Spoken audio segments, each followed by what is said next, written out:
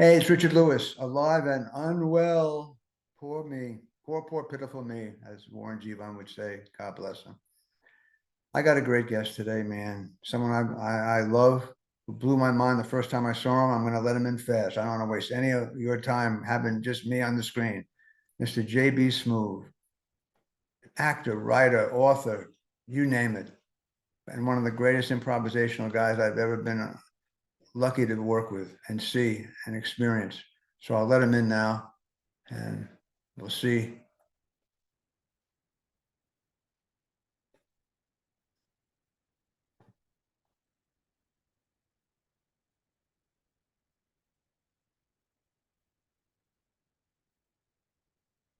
JB, Look at you. look at me. Hold on a second. Wait a minute. Hold on, JB. You're not going to scare my ass. Not going to scare my fucking ass. There's no way. Are you standing on a chair or is that your high chair? What are you sitting? That's a good Hold on, hold angle. on, hold on, hold You're on, doing hold a on. Let me monster movie. tilt this down a little bit. There you That was the go. same angle in the monster that ate Cleveland. It was the I want, monster was always looking down on little toy villages. Hey man, I want, good morning. I want to give you a feeling as if you were in a hospital bed and I was looking down on you. You know, that takes a lot of balls, man. I've been in my share of hospitals. It's good to see you, pal. Hey man, Let me ask you, you what look do you handsome. is that a New York Knick hat or is No, it just it's just a regular. This is a regular old blue hat. well, It's a isn't regular, that it's a regular blue hat. Club Monaco or something like that. I don't know. Somewhere in my travels. but don't you do you change hats for different gigs you have to suck up to the directors or the product? You have to, don't you? Sometimes, sometimes you gotta. Yeah. Sometimes you gotta just. You know, whatever team they're affiliated with. You know, but I am a suffering Nick fan. I'm a suffering Jet fan. So Right. I go from Jet hat sometimes to Nick hat, and I go back and forth a little bit. Sometimes I wear a Nick hat forward and a Jet hat backwards. Sometimes I Listen, do that. JB, I'm very disgusted the way this is going. Take care. I've been looking forward to this. Well, I won't You keep look, you ha- hostage you look too long. handsome today too. Look at you. Got your hair all slicked back, all nice. Look at you. Well, my wife, this is me. This is like, yeah, I slick it back. I'm trying to do a Chris Walken thing now. Man. I don't know when we're gonna get off strike, but I'm looking forward to. I have a couple. I want to share a couple of things with you. And I know I Please told you do. this a long time ago. When I first saw you, I didn't see you. I didn't recall seeing a lot of the stuff you were on, some stand-up stuff before you did your longer specials and SNL. You did a couple of things, but when I saw you when I was home, I remember the night, and I saw you the first episode as Leon Black in Curb Your Enthusiasm, and I was like, what the who where the fuck did this is like a black extraterrestrial. And that was the exact thing I should have said because I told you, I know it's grandiose and everything, and I'm not sucking up to you. I love you, but I remember someone back in Ohio, the Ohio State University, where I went. Some guy handed me. I was at some hip political bar, and a guy says, "Come here a minute," and he hands me this vinyl. I go, "What is it?" He says, "It's Jimi Hendrix. Hurry up. Here's some opium. Take this opium and go listen to this album. Are you experienced?" I'm okay. And he handed it to me like it was a drug deal. And I went back. The opium did nothing for me, as I recall.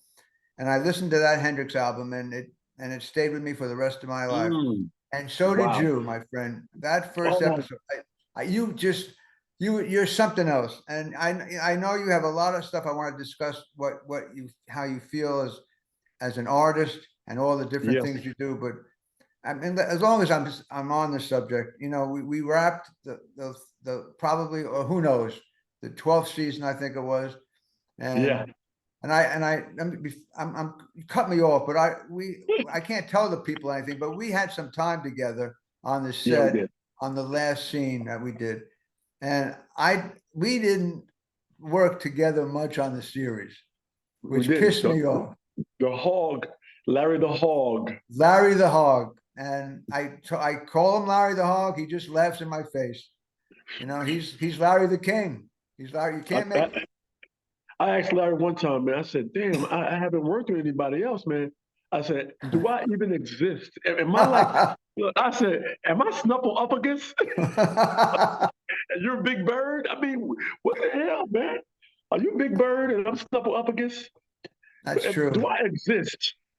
Well, I didn't exist either. All I did was walk in and argue with him. I said, "Gee, I just love to pick a fight with Leon for a minute." But Man, it we got all worked out. He knows what he knew the secret sauce, man. He yeah, did. man. But what I was saying to people who are watching this, I had a chance to sit for about 8 hours near JB, and my goal after I did the scene, between scenes, after the scenes, even when we wrapped, shouting things in, I wanted him to laugh his fucking ass off more than he ever did for all his seasons. And I had to. I had little sneaky grins, even while they're shooting the camera. I'm going, I was looking at you and I said, I hear you laughing. It meant a lot to me, man. The whole, what was your experience like? I'll try to make the question more intelligent. Um, How did it change your head about your work as an improvisational comedian, as in stand up as well, when you had the luxury of working with Larry? I mean, that is it's the greatest.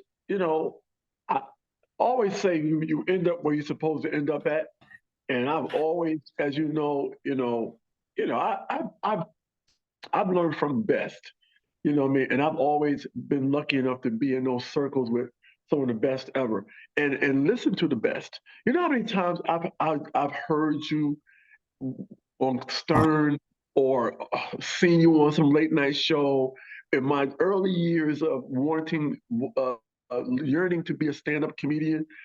Richard, I must have saw you so many times, and I heard you so many times. I used to work in this perfume company in Mount Vernon.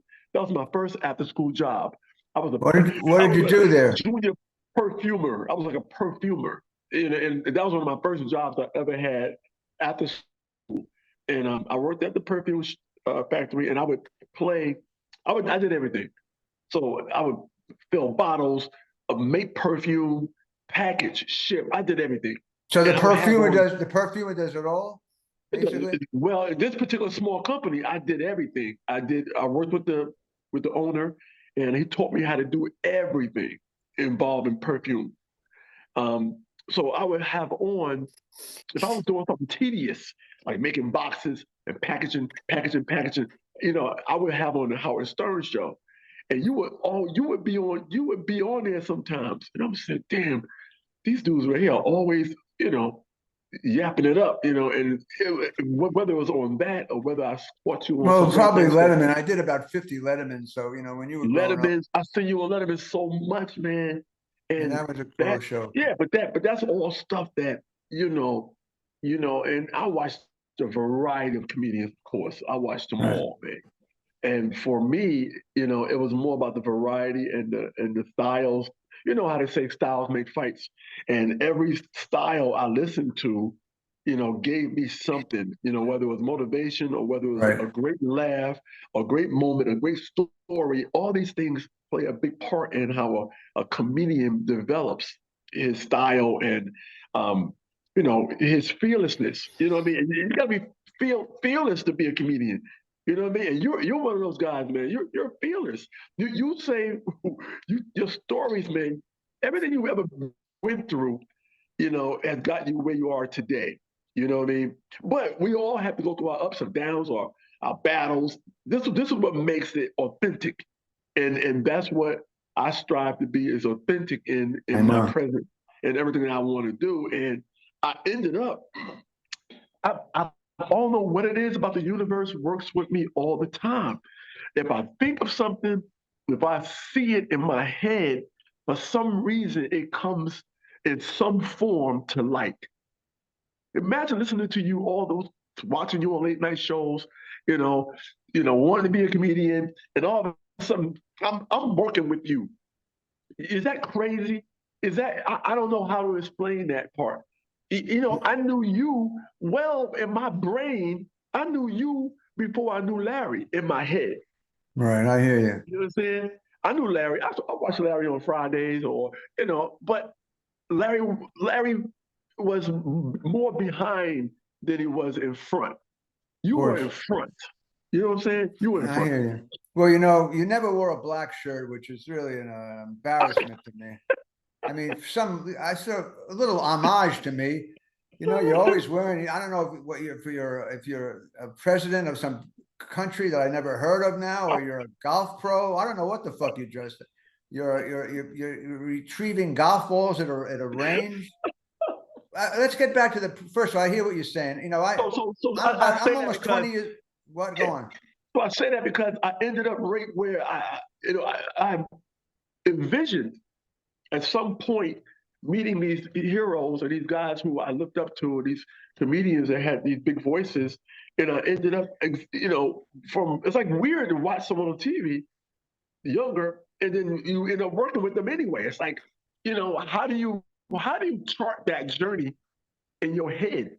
How do you even make it come to light without, just carrying yourself a certain way, sticking to whatever your Right. style is, sticking with it until it works for you, and who knew I would be on Curb? I didn't know. I didn't know I'd be working with you, but I Oh, know I'm working with you. it's a spiritual thing going on with that stuff too. I'm almost 20 years older than you, and I had a Yeah, very similar experience because yeah, the comics that I grew up on, like yeah, the shows with Sid Caesar and Phil Silvers and Milton Berle, and those cats were always yeah, about 20 plus years older than me. And and Lenny Bruce, who died in '66, but Lenny and Pryor, and I was weaned off of those guys, and George and yeah, yeah, Carlin. So when it came to the point where all of a sudden, these guys are coming over to me at clubs and saying, just stick with it, man. You yeah. got it. When you hear that from Steve Allen or Ooh, George Collins slips a note under my door at my hotel. He was in the same hotel. He just saw one of my specials and went, my wife and I love the show tonight. I mean, I say to myself, how the fuck did this happen? I see yeah, myself in college watching them on TV, and all of a sudden they're congratulating me or saying stick with it. And yeah. I That, gotta that just that's it. I just had this thought. There was a guy named George Schultz. He owned this club called Pips in Sheepshead Bay, and they called him the Ear because he was a comic, but he never made it. He never made it, but he knew what funny was, and everyone Yeah, considered him like a god of what's right, what's not right. And and David Brenner, rest his soul, was a great friend of mine. He brought me out there, love Barry Burner. and I Ooh, did a show. And George Schultz, I always had a lot of nervous tics, and drank a lot. And I haven't drank in decades, but 30 years almost. But he drank a lot and he twitched a lot, and we were like brothers. So I do a show and I killed, and he walks me across the street to Sheepshead Bay, and he looks at me and he goes, and my father died before I was a comic, so I never had that kind of thing. I know your yeah, dad yeah. hasn't seen your success, which is a whole Right. other deal, man. But Yeah, yeah, yeah. The whole yeah. but I didn't have anyone who was going to be proud of me, really. My mother didn't get me, and my brother and sister were way older than me and didn't get it really. My sister perhaps, but he walks with me across the street and he looks at me and he says, "You can be a star, but if you want to be a star with comedy, you got to eat shit and fuck it 24 hours a day." Ooh, And wait. I was like shaking in my head, but I knew he was right. I knew that if I was going to find my voice, Yeah. I had to be on such tunnel vision for Yep. stand up, like for any art, any Yeah. craft. But that as a comedian, as comedians, Yep. you know what that means. That you Yeah. just take nothing for granted, man. And Yeah. that's And how I and work. and you know what? It's funny you say that because in your strive for your art, you're gonna pull people in and you're gonna push people away. It's a terrible curse to have. You know what I Yep. mean? You literally gonna pull people in and push some people away. It's all it's that's the nature of what it is. Because you are truly you're on a construction site in your head and you're building something that but you don't know what it's gonna look like when it's done. You don't have no plan. You don't have no blueprints. You don't know what the fuck it's going to be until it is completely done. You don't know what it is. And that's why I tell people all the time, you don't know where your craft is going to lead you to. But all you know is you just got to, continue to build it, and that's what a career is. You're building something, but you don't know Right. where to end up at. You have You, no idea. you don't, and I don't know if you know this little scenario. I was just about turning 50. I was 50, I think, and I had done shows and series, some successful, some not. I was doing concerts and all that, and millions of talk shows. But I'm 50, and I go, what the fuck's going to happen now? Yeah. I'm in my house that I had for 25 years, 30 years. And I felt, and I was surrounded by all these images. I have some on my wall here. I moved, but there's Lenny and Jimmy, and there's Yeah. me crying on stage or whatever the fuck I'm doing. But Larry came over the house and he said, "How would you like to be on a show?" And I said, "What show?" And then he told me, "I'm doing a show for HBO."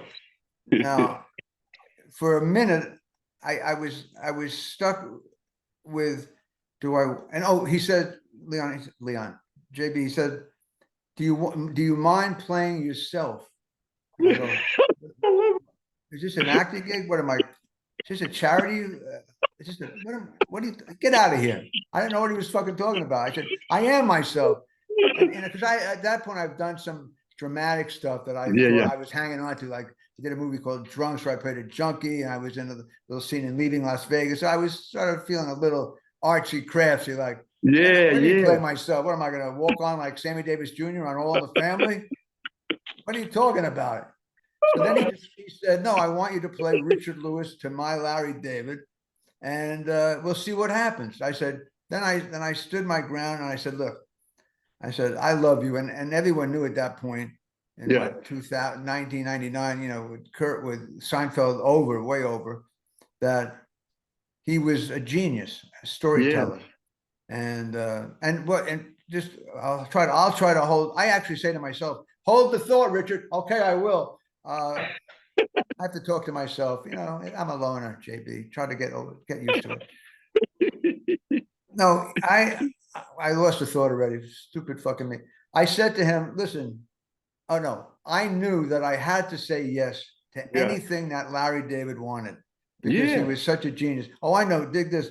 No one, when you were saying that he was behind the scenes, he had to have been. He hardly did talk shows. And every talk Yeah. show I did, I would say, I was in New York with Larry David, Larry Dave. I would always mention his name. It was so, we used to say, because we're heterosexual cats, but I always used to say, that was we could be gay now because I felt, well, we said it with respect, Yeah. to Right. the Right. Right. homosexual community, of course, as we're progressive heterosexuals. But Right. I Right. said, Larry, and we came up, I'm going to give away a secret. We came up with a term. If we called either one of us, and I'm just boasting here, but I don't mean to be, if I called him a genius in Right. front of him in real life, we'd call it a bugle. He says, don't bugle me. Don't bugle me. So like I'm on Letterman, I said, and now I'm getting old. Now I'm riffing because I so miss you. I'll try to come back to where I was. We left. We took off at the perfume factory, and I got Right. Right. scared. I didn't want you to bury yourself with that shit, so I got out of it. It smelled a little bit, but we'll get back to it because I have part-time jobs too doing this shit. But it bailed me out. There's so much stuff here. Oh, so I said I want on the first season, if there is just a season, Right. I made a demand. I said, at least give me 3 episodes. So I establish who I am. Who I am. Yeah. I don't want to just come on for 1 or even 2 and just be a Right. cameo. And he said, you Right. got a deal. And I was on 3 or 4, and the reviews for that first year were like ridiculous. They call him, Through the roof, man. everybody was calling him a bugle at that point. They were calling him a Yeah. genius every way up and down. But people didn't know him as an actor because, like he was saying, he was behind the scenes mostly. He rarely Yeah. did a talk show. That's why I Yeah. always would say his name. And because he was a great stand-up. He was like a comic. I hate that expression, but he Yeah. was totally, purely authentic guy, coming at angles and obtuse angles and neurotic angles and just crazy storytelling. Yeah, He did man. these little vignettes on stage as a stand-up that would run a 5 or 6 minutes. But after a while, when he would do a 5 minute bit, in a nightclub where people are drinking and asking for this or that, he would say, I'm talking, I'm in the middle. And then the woman would say, or the guy would say, I'll have a whiskey. What do you mean you want a whiskey? What about, I'm talking about a giraffe and me at the zoo. And then he would storm off the fucking stage. That's who he was. So, no one knew him as an actor. And he actually Uh, became such a natural yeah. star in Curb. He's just magnificent. He Just picked the magnificent. he picked the vehicle to drive that he knew how to drive. You know what I mean? It's kind of like you hop in a car. It's like, you just happen to know how to drive a stick. You know what I mean? But you didn't know it was a stick till you got in it. Oh, I know how to drive a stick. That's basically what he did. That's why when he asked you to do the show, he said, I want you to be you, because he already knew you already. He knew exactly the buttons that you already possessed. That he knew he could press a bunch of buttons and get what he needed out of you. You know what I mean? And Right. that's what geniuses do. They put you in positions to win. They put you in a position where you can do exactly what you do effortlessly. And there's no effort in being yourself. You know what I mean? And he knows how that's going to interact with certain people. Now I came along, 6 seasons later, but I had already watched the show and was a huge fan of the show. So I Right. knew what the animal was. You were from the very beginning. You didn't know what kind of animal you guys were building. You didn't know No. what it was going to end up being with no blueprints. So, I got a chance to at least watch 6 seasons, 5 seasons before I Right. came on. So I got a chance to see, I say, this is my kind of show. Oh, I would love to be on this show one day. Who knew 5 seasons later I would be on the damn show? Who knew? How much did you know about Leon Black when you walked into his room? If you unless you don't want to give away any secrets, you had to meet Matt. Whoa, no I know shit. nothing. All I was given was sides and but I knew what I was going to do before I walked in there, because I like to walk in the room as the character. So I already knew I was going to shake it up, because I truly believe you come in up here and you allow someone to say pull back, because everybody knows how to pull back, but nobody knows how to turn up. If someone tells you to turn it up, that's when you fucked up, because you don't know how high to turn up. Everybody knows how to pull back a little, but no one knows how to turn up. You Right. end up turning up so high that you got to come down anyway. That's it. I'm hip. Yeah. And and, Yeah, and no, no, no. I hear what that's you, how yeah. it is. I once heard when I was back in the 80s, a story about some actor who got this role in a sitcom by walking into, like what you're saying, as the Yeah, character. yeah, And so I got a call once. Oh, it doesn't matter when, 20 years ago, to play a drug addicted nightclub owner who's the uh, worst scumbag in the world. And I knew who the star was who was going to be in it, and two other stars. And I, quite frankly, didn't think I'd had a chance in hell of getting the role. yeah. So I made a determination, like you did with Larry, but in a crazier way. No, not really. Well, it's the same deal. I've said I'm going to walk into this casting office with the casting director and the director, and I'm going to be this scumbag to the person who says sit over there, wait. Yeah, yeah. I walked in and I went, "Where the fuck are they?" And what, Mr. Lewis? Who's fucking Mr. Lewis? You piece of shit. And it was so forceful that it was like a wind blew her back. This poor chick. She went, "I'll let them know you're here. Let them know now, you piece of shit." Oh my Whatever. I God, said, I love I it. acted better than I just did. But I Uh, walk in, Chad, Richard, glad you can make it. I'm glad you could fucking make it. And I did the sides. I did the sides. And I have some acting stories that I want to hear with you, but I have one or two that are just flashing and that I wanted to share with you. But I started screaming. I read the scene. I was I love prepared. it. I know what the lines were, and I just tore their assholes apart. The Oh, I director love that, and the man. casting director who got me in there because she was a fan of mine. And I said, "Are we done yet with this piece of shit?" And then when I Hilarious. walked out, the poor girl who was the assistant, at the desk, and I see these other actors. Sometimes when you do auditions, you walk in, you see 10 people that are great. You go, "Oh, fuck this Yeah. shit," Right. and Right. they close the door, and then you hear the person in there, and you go, "How is he doing it? How is he reading?" And these actors heard me go, "Fuck you," and "Fuck this," and "Fuck this movie," and "Fuck my restaurant." So when I walked out, everyone was going, how you doing, Richard? Good to see you, champ. They thought I blew it. And I get home and the phone's ringing, and the casting director says, "Congratulations, you Yeah. got the role." And then the Oh, director comes on, he says, "You're the guy." I'm so high. An hour later, I get a call. It's one of these showbiz stories. The casting director's in tears. I go, "What's wrong?" And I was like floating around, going, "Fuck this and fuck that. I'm going to be with right. these." Right. He said, "We told the star that we wanted you." And he said, "No, he had a New York friend in mind. So we Oh, have to go with what he says." And he says, and she said, the casting director said, and the director wants to say to you, apologize. I went, then I said, I just couldn't believe the turn of my fate in a half hour. You got yeah. the role. My plan was cool. It worked. I'm playing with these heavy dramatic cats. Didn't work, and all of a sudden the star turns on me. Another actor. I mean, Wow.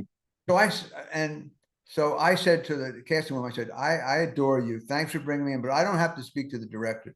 You tell him I prepared, I showed up, and he gave me the gig, and now he's taking it back. So I don't need anything from him except good luck with the film. And I hung up. And I wound up meeting this actor once, 5 years later. This was always, I had a couple of these things in my Wow. life, but I saw this guy. I was in a hotel going over some tour material, and I said, "Hey, how are you, man?" He said, "Hey, hi, Rich." I go, "Come here a minute." And he's sort of a big, sort of a scary dude, but I Yeah. Yeah. was so comfortable. I was in a hotel lobby. I wasn't like Yeah. outside in the middle of nowhere. He would have killed me. And I told him the story. I went, "What gave you the fucking balls big enough to have me show up, prepare, get the fucking role, and then Right. snatch it away from another actor?" And he blamed it on the casting director. I'm like, "Okay, Of course. pal." Oh, of course. Of course. He should have said I made a mistake. I was wrong, but he didn't do that. But so how do you prepare when you're doing other roles other than when you See, walk I on was going to, let me tell you you something. This is go on. interesting. See, now we talked about being prepared to go in like that, right? Right. Now imagine the other way around. Now, I did a movie called We Bought a Zoo, directed by Cameron Crowe, right? Mhm. So, and We Bought a Zoo had Matt Damon and, Right. you know, amazing movie, fun movie to do. So, um, when I went to the audition, he told me, he said, you know, I saw you at the airport a week ago. I said, wow. He said, yeah. He said, I was sitting there waiting for my flight. And I said, so you come down the hallway, down the corridor. I said, that's JB Smoove. He said, I watched you put your bag down, stand there. I watched people come up to you. You were very courteous to people. They were asking for photos. One guy you hugged, one guy you was talking to for like 10 minutes, and you were explaining things to him. I couldn't hear everything, but I could hear you motivating him to do something. And you were Mhm. just talking to him, while you waiting for your flight. He said, I watched you for 30 minutes. And I just watched you the whole time. And I went on my trip, I came back and I called your agent. I said, I want to see JB Smoove. You're coming for this role of the realtor in this movie We Bought a Zoo. So I went in there, he said, yeah, I watched you for 30 minutes. And I said, that's my realtor. JB Smoove is my realtor. And I said, wow. He said, so you can read the sides right now if you want to, but you don't have to, because I already know who you are and what I need for this character. And I was like, wow.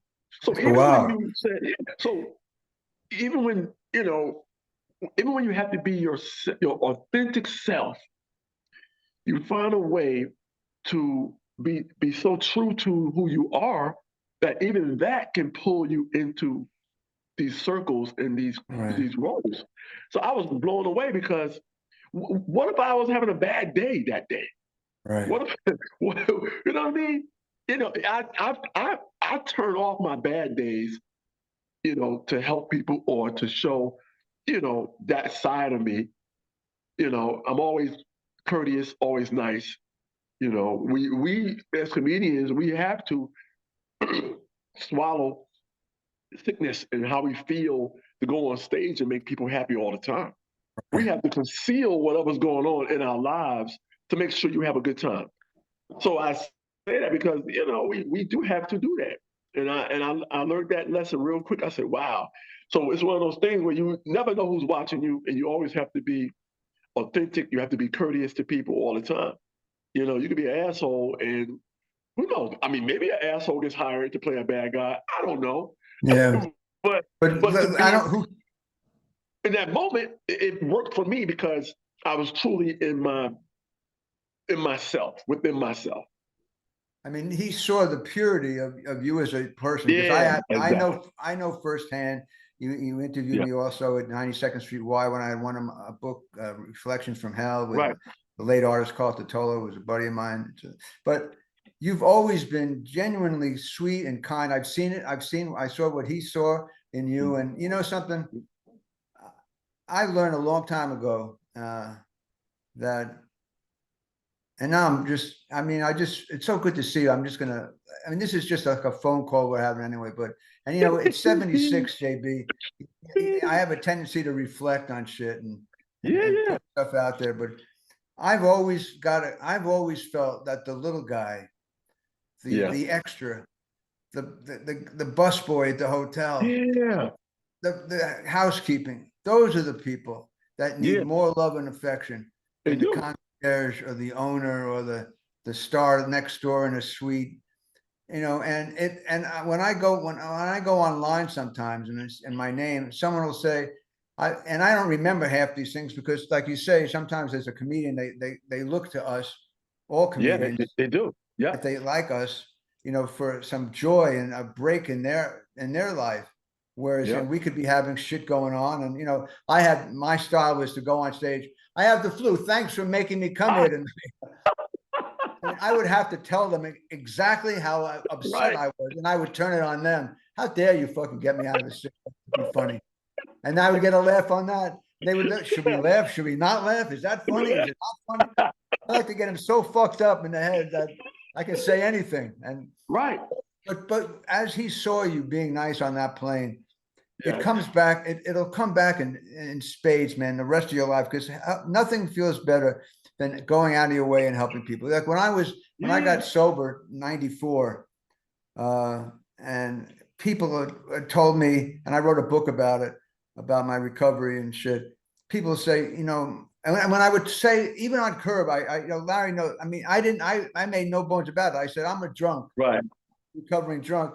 And I said it a lot. And after a while, Larry went, okay, I know you're a drunk. Yeah, well, I am a fucking Larry. I'm proud of it. Okay, you're proud of it. Who gives a shit? Well, I give a shit. I mean, I had so much fun teasing it, and I knew how to turn that fucking guy around. And he knew how to turn, but just like we knew how to get to his ass. Uh, Speaking of ass, the gerbil, the jerk. I forget it. I have so many. I'm gonna feel depressed when this little whatever this is over. But acting Hey, stuff, though, I was talking I, about being nice is where it's at. That's and being nice one to time, hey, go one on. time you guys were in a scene, and so it's weird because this is the cross between you know being yourself, being in the scene, doing a show. All these things are in an intersection. Because one time you guys were doing a scene. I can't remember if it was you and Larry, or you, Larry and Einstein, or you or Larry and I forgot who it was. I want to Uh-huh. say it was Bob and Larry, or you and Larry. But one time, man, let me tell you something. And this is me, right? This me on the sidelines, not not as long of friends as you, Larry, and Bob are, right? I'm just watching. I'm watching this scene, right? I'm in it. I'm there, but I'm watching this fight, right? And at some point, I couldn't tell if this shit was real or not. I'm sitting there like, are these motherfuckers for real? I'm watching you guys like, wait a minute. I can't tell if you guys are fucking around or if you guys are really in the scene, completely submerged in this scene. And man, I'm sitting there like, are they fucking around for? It was so good of a scene, but it looked like you guys were really like giving it to each other. And I'm sitting here like, these bastards are really like they got some pent up shit that they've been holding in for years. They like I said they always wanted to say this to each other. You know what I mean? And I'm sitting there like, are they, I'm sitting there watching. I'm in the scene. I got caught up in it like these dudes are going at it for real. You know what I mean? And I think I'm not positive, but it was one scene and I think Larry pretended to call 911. I'm sitting here freaking cracking up. I'm like, yo, these dudes are crazy. But it was so freaking hilarious to me because of the relationship you guys have, you guys can go there and I can't tell because of your relationship, long-time relationships that you guys already have. I don't know about some bullshit that went back to you guys being in camp together. I don't know what the fuck happened. Maybe you ate his corn on the cob. I don't know, or his apple pie or some shit at camp.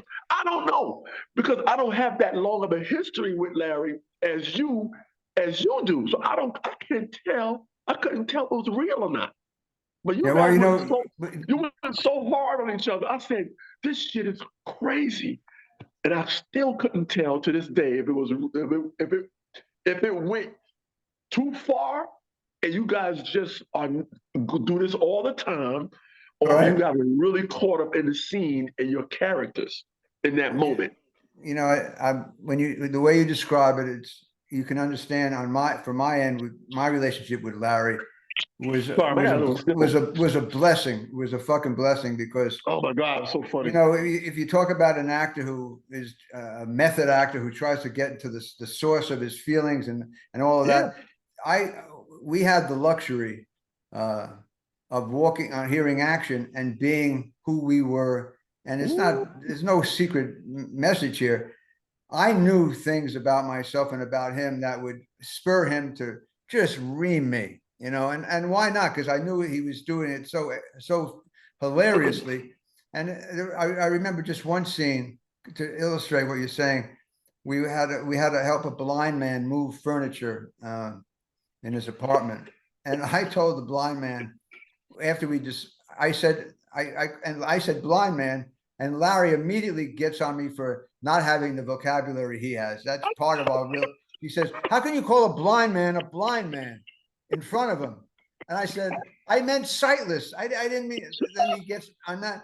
So then I said, "By the way, I told the blind man. I said, you know, I'm a recovering alcoholic, and I have uh, fear of intimacy with women." And I knew that I somehow uh, that's what I might have said in real life. right. I would have said it, but on the other hand, it's like a split screen in my head. I go, if I say this, I had like one split second of going, if I spit this out, Larry's gonna fucking go wild. And he went, oh, he's blind and you can't get close to a woman. Oh, I mean, it was magnificent what he did. So, but it's a glorious situation to be in. It is, man. Oh, It really is. Listen, you know, when you talk about being a perfumer, is that pronounced? Am I pronouncing it right? Perfumer. sure, man. Yeah, So, perfumer. how were you? What was some of the just one or two gigs? How did you handle developing? I know you were a writer, you know, and you have Right. your resume is beyond compare. It's just phenomenal. Uh, but how did you feel before a lot of success, be it a writer or particularly live stuff when you were Right. working? How did you handle that emotionally? Oh man, for me, it was, I think before you start making money, doing really making money, doing Right. what you want to do, what you end up doing, you are in this place of, know what they say? If you would do something for free, you have found something that you could do for the rest of your life.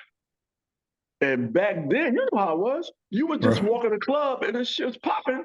You just want to get on stage, and you didn't care whether they gave you a drink or they gave you a few dollars cab fare.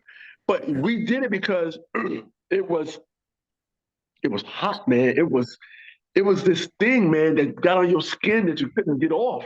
You couldn't sleep at night sometimes. You lay in the bed like, I gotta get the fuck up. I gotta go out. I gotta feel that on my skin all the time. And you didn't care if you got up, if you came in at 4 in the morning. You know how many times I just come in 3, 4 in the morning, had to be at work, a real Right. job. I had to be at a real job by 9 o'clock or 8 o'clock. I had to at least leave my house by 7:30. So it was plenty of nights, man, when I used to go out. I just come in, man. One time I dozed off at a red light, man, going home. I made it all the way, man. I was in Orange, New Jersey, man. In my brain, I told myself I was going to go through the tunnel, get back to the city to go uptown to Westchester, and I ended up freaking driving all the way to the Tappan Zee Bridge without knowledge of driving to the Tappan Zee Bridge and went over the back way home. And that's because that's hanging out, doing this Uh, craft, and knowing I had to go to work the next day, and still ended up at work, and still went out the same night. I got the next night went out again because we oh loved we wow. loved what we did so much, and this was not making a lot of money back then. It wasn't, No, unless you no. were on the road, unless you were doing colleges, but you weren't making any money. Making shit, jack You shit, wasn't nothing. making shit, man, and you had to sometimes beg to get on. You had to look at the list of people and try to get on that list and try to get on stage because you were building something that you love to do. Not Yeah, knowing that you didn't know whether it's going to end up being a movie star or a TV star. You didn't even know how far it's going to take you. But you were willing to drive that vehicle and understand that you are driving something that's going to get you to your destination. And that's film, TV, writing, or whatever it is. But I didn't know anything was going to come of it. Then you know, slowly but surely, things just started happening. And as big as stand up was, it got bigger than life. I don't know what happened, but it became even bigger at some point. And these new stars started popping up out of nowhere. And next thing you know, it became a juggernaut, man. People love to see stand up. And clubs were packed. People were lines around the corner to see comedy. And it was just this thing, man. And I think, you get caught up in it. And you just want to be a part of it. You want to be a part of what stand up was, man. And making people laugh. It's an addiction.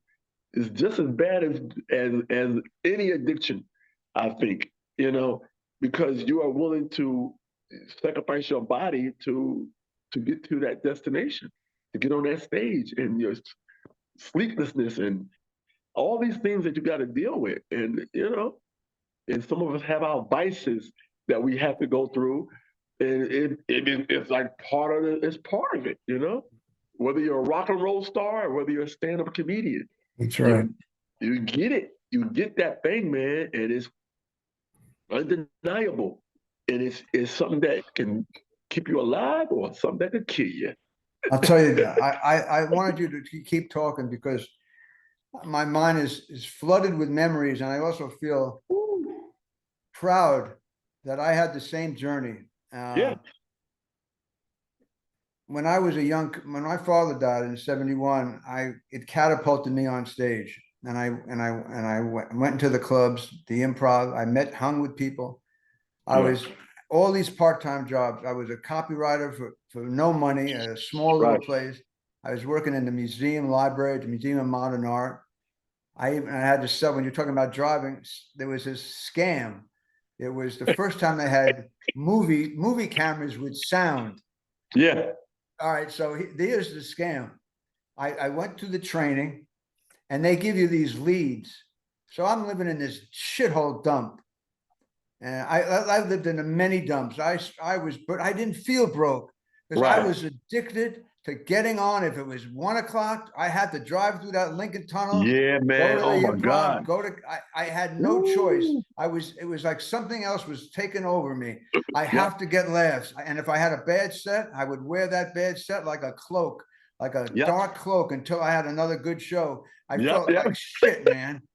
I'd Yeah. walk out, I'd drive home like an Ingmar Bergman character in The Seventh Seal, like, oh fuck, I'm lost, I'm nowhere. Man. Till the next night.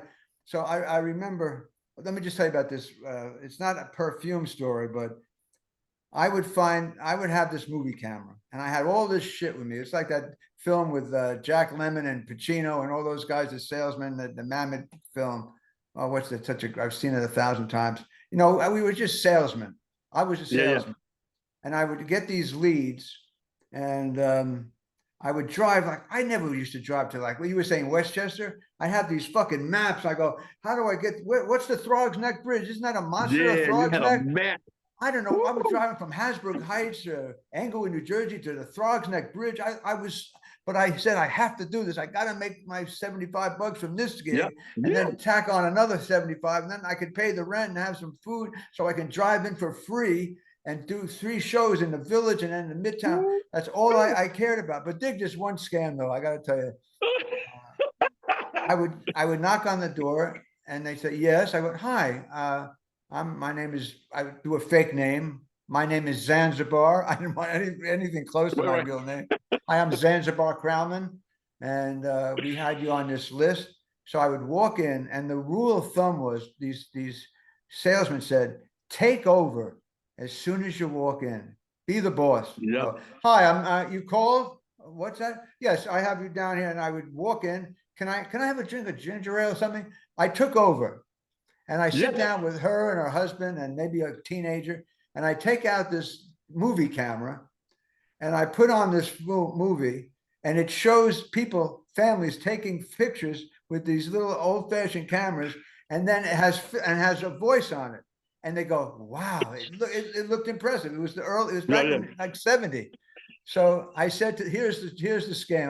I still lose sleep over this scam. Every time I would close the deal, I'd get $75 in cash, they told me. And Right. I Right. was a murderously great liar. And you got to lie on stage sometimes. So I You knew got that out was there. helping my stand-up. So I said, do you like this product? They went, oh my God. I said, what if I told you that you're on the list to be part of our marketing and you can have it for free? And they go, oh, come on. I go, no, you could have it for free. Do you think you would use it? We'd use it all the time. I said, how many rolls of film would you use? Like 50 a month or 40? No, we'd use at least 40 rolls of film a month. I said, I'll tell you what, if you use 40 rolls of film a month, I'm going to walk out of here and you're going to have the projector, the camera, and I just need $5 to sign the contract, and you'll get the rest in the mail.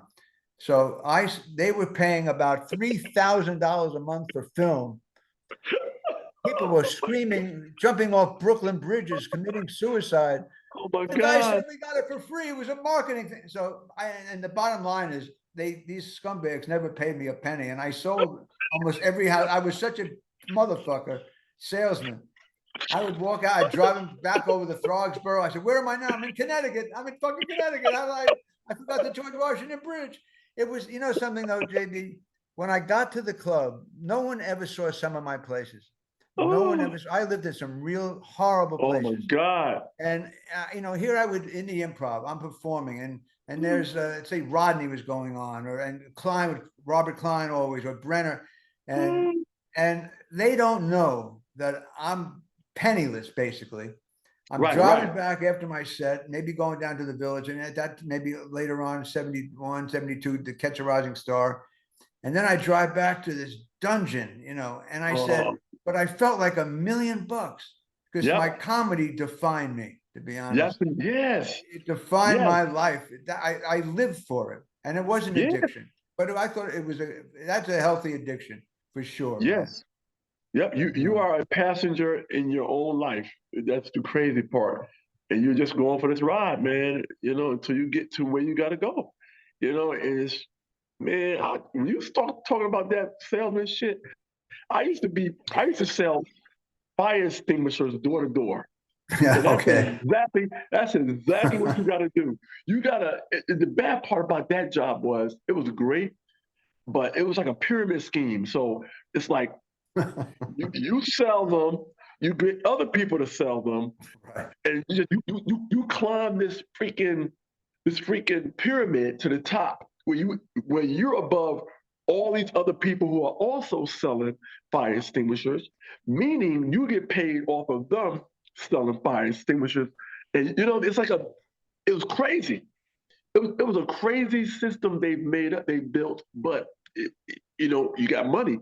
As long as you got people to sell to, you made money off of their sales and your own sales. So, I get, yeah, I see that. It mind also you, means we're going to both burn in hell for oh our, my God. I would have to. So I would have a little kit, a little right. fire kit to do a demonstration in your house. So in that kit was a metal pan. I would get a newspaper every time I would go out to do sale. I would get a newspaper, right? And it came with lighter fluid and a small mini fire extinguisher. So I had to start a small fire in the metal pan in your house every time I got in. Oh So, gosh, that's funny. and my job is to scare the shit out of you. So if I knock on your door, you open the door, right? You open the door enough for me to see in your house. And by the time I look in there, I got all the information I need. I'll say, oh, I see you have children. You have toys on the floor. Do you Yeah. have a fire extinguisher in your home? Oh, perfect, man. You need at least two or three. You need different versions of it. You need one in the garage. You need one in the kitchen. And I had to scare the shit out of them. That was my job, was to scare you into buying a fire extinguisher, right? Or I would lean. One time I leaned over and I seen somebody's grandpa in a wheelchair. I said, "Oh, I see you have a grandpa in a wheelchair. Are you prepared if a fire broke out to get him Oh, out of here safely?" And man, I would make people feel like they they are about to kill themselves if they didn't buy one. I whatever had it to, takes to get the sale, oh, man. whatever it took, man. And I would get in that house, man, and I would work it. I said, "Oh, you got carpet everywhere. Certain carpets are very flammable."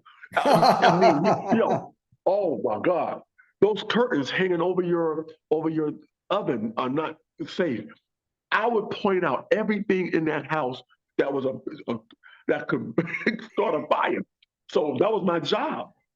But Man, that's you know, beautiful. Listen, I sold some. I sold some. I bet. I sold a lot of them. So it was just like, Well, we were so yeah, both, we had to do what we had to do. we Certain had to do what jobs. we had to do. Listen, I know you're fighting through a cold, but I don't want to Yeah, keep man. you too long. And I I ran have out of one. tissue, man. I ran out of tissue, and I would hate to see me use my undershirt to blow my nose. That's cool, man. Listen, I have one question I'm saving for the end, but I just want to Okay. end it with my end of the story. I'm going to ask you something, and you hold on for the answer. After your first episode premiered on Yeah. Curb, is where Uh-huh. we met each other. I'm going to Yeah. want to ask you how you felt about the the the feedback that had to have been glorious. Hold on a second. Larry David and I once in New York, after I did a Tonight Show very early on, Yeah. we both wanted to see how famous I was, so we went to Macy's, and he says, Larry directed, he says, just walk through the store and I'll be in the back playing the trumpet like the Tonight Show theme. So I was walking, Larry's going, da da da da da da da. We walked through the whole floor, first floor, elevator, da da da da da da. And we got thrown out of the store for, That's hilarious. we got thrown out of the fucking store. I didn't have anyone come over and say, hey, I saw you on Johnny last night. And we just got some security guy. Get the fuck out of here, you screwheads. Anyway, listen, That's so pal, silly. I love you, and my love to your wife and your beautiful daughter. And just tell Oh me my how God. it felt. What was the rush? And and how did you feel after the first wave of Oh my wow, God. look what I created? it felt like, damn, it felt like, I think we we challenge ourselves all the time as actors, as comedians. And I felt like, for me, it felt like it's like, because I had so many things that had to happen for me to end up on that show. Like, my wife told me I was going to be on the show one day. A buddy of mine passes away that got me back to LA for one day. I was in town one day for a memorial. I I fired my old agent, signed with a new agent in New York, had to go to LA because a friend passed away. You know what I mean? All this had to Wow. happen in this window, this little window of opportunity. I didn't get re-signed at SNL for my fourth season. If I had got re-signed at SNL for my fourth season, Yeah. I would have never even heard of. If I didn't fire my agent, if my wife didn't tell me I was going to be on the show, if my buddy didn't Wow. pass away, if he didn't pass away that week, I would have never been in LA. So four things had to happen for me to end up in front of Larry David in that audition. Four things had to happen, and all four things happened in the order it was supposed to happen in. If even the order was changed around, I would have never been on Curb Your Enthusiasm. So Wow. all this had to happen. So for me, it was like, wow, this is deep. And I didn't realize how deep it was, Richard, until we were at the wrap party for season 6.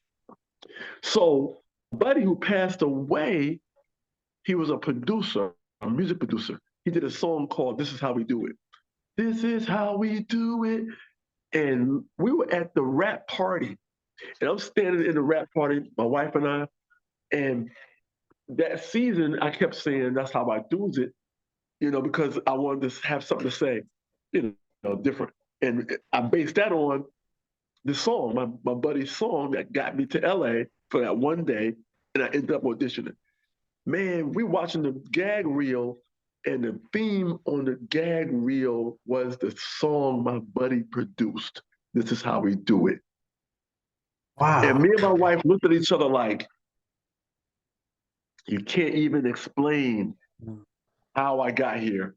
But the accolades I got from the show, all the things that happened leading up to me being on this show, doing this whole season, ending up at this rap party, watching this gag reel in front of us, hearing this song put a bow on everything, and let me know that, hey man, this is part of the journey.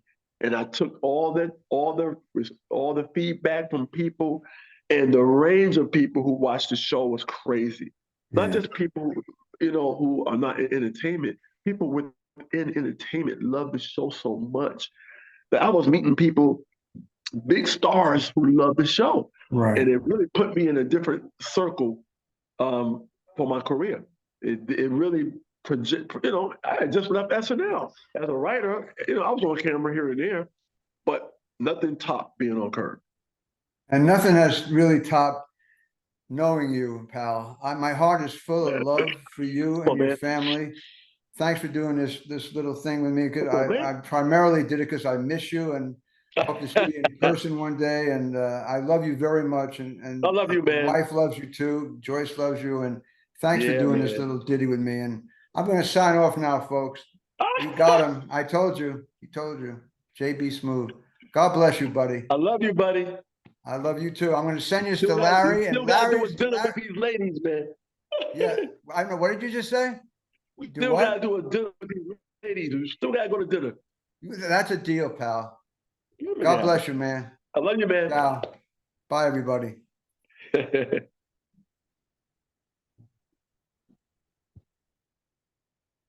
Uh-oh.